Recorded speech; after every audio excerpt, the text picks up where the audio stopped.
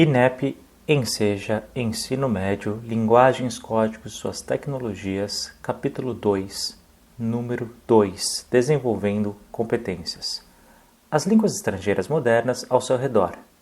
Fatores históricos, e em especial econômicos, provocam a entrada de produtos de consumo e bens culturais de diversos países em nossa sociedade. Até aqui, você viu e pensou sobre alguns exemplos da presença de línguas estrangeiras em nosso dia a dia. Agora é a sua vez de descobrir outros. Com um caderno e um lápis em mãos, anote palavras, expressões e textos, manuais, embalagens escritos em línguas estrangeiras modernas, encontrados em sua casa, nas ruas e em seu trabalho. Preste bastante atenção em letra A. Aparelhos eletrônicos e outras novas tecnologias. Telefonia, celular, internet, sistemas de bancos. B. Produtos de limpeza, de higiene pessoal, alimentos e bebidas. C. Nomes de filmes, de programas de televisão e de lojas. Letra D. Jogos eletrônicos, jornais, revistas, músicas e painéis de rua, que muitos chamam de outdoors, uma palavra emprestada do inglês, aliás, sem muita propriedade, já que naquela língua, outdoor significa ao ar livre e a palavra que designa o que é chamado de outdoor é billboard. Se possível, mostre essa lista a um amigo ou a um parente. Tente identificar quais línguas estão mais presentes e, com o auxílio de dicionários, descubra os significados de alguns dos termos encontrados. Parece estranho, mas não é. Nesta parte do capítulo, vamos analisar alguns textos para que você, unindo as experiências e vivências que possui e o conhecimento que tem de sua própria língua materna, possa aprender a encontrar a chave para ler pequenos textos. Vamos supor que você esteja lendo uma revista e nela encontre o seguinte texto. Visite Daquirena.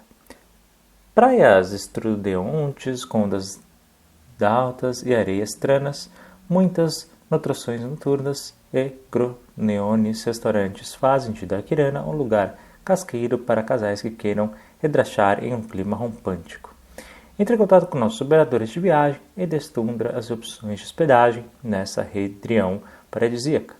Nossos preços são intransferíveis. Com nossa ajuda, suas créditos são intransferíveis.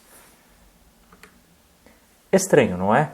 Isso porque se trata de um texto em que há palavras inventadas, que não pertencem ao português ou a nenhuma outra língua.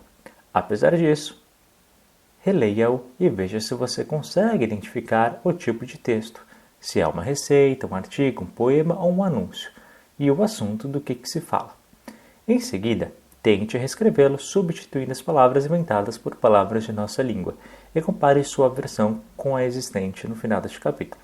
Vamos agora discutir a relação entre o que você acaba de fazer e a leitura de textos em línguas estrangeiras. É bem provável que você, mesmo com alguma dificuldade, tenha conseguido realizar a tarefa. Isso ocorre porque, quando lemos, orientamos nossa atenção para aquilo que entendemos e lidamos com as dúvidas, fazendo inferências, ou seja, tentando adivinhar o significado das palavras a partir de dicas que encontramos no texto. Além disso, cada tipo de texto está associado a determinadas expectativas de leitura. Quem deseja fazer um bolo pela primeira vez, lê uma receita e não um anúncio. E durante a leitura, espera encontrar ingredientes e as respectivas dosagens, o modo de preparo e algumas dicas sobre como proceder em cada etapa do processo.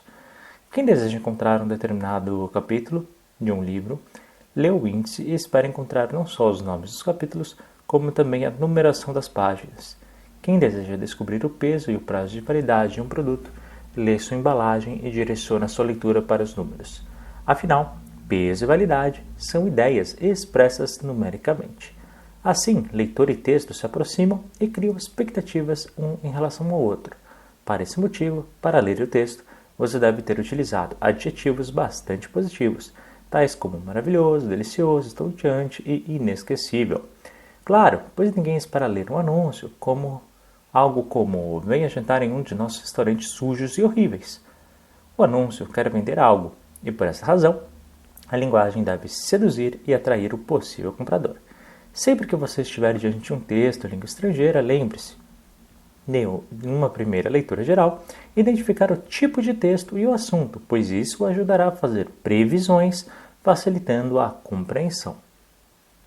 Você pode ler em italiano, inglês, francês. A seguir, você encontra textos em 3 línguas: italiano, inglês e francês. Qual deles você deve ler para? Letra A. Receber um folheto que explica os vários usos de uma ferramenta. Letra B. Saber como fazer funcionar um rádio portátil. E letra C. Acrescentar uma receita em sua coleção de receitas. Fusilli spiracci materati com spaghetti a filete de roglioli. Dose, receita e preparazione e cottura. Sound Stars FM Radio. Electric Turning Mini-Type Torch Radio. E Nouveau Kremlin Mout Bleu Polymelé Calicotosus. Fácil, não é? Principalmente se você se lembrou daquilo que discutimos no campo Desenvolvendo Competências 1. Agora, encontre a palavra aqua na receita. Qual é o significado dela? Aqua, em italiano, corresponde a água em português.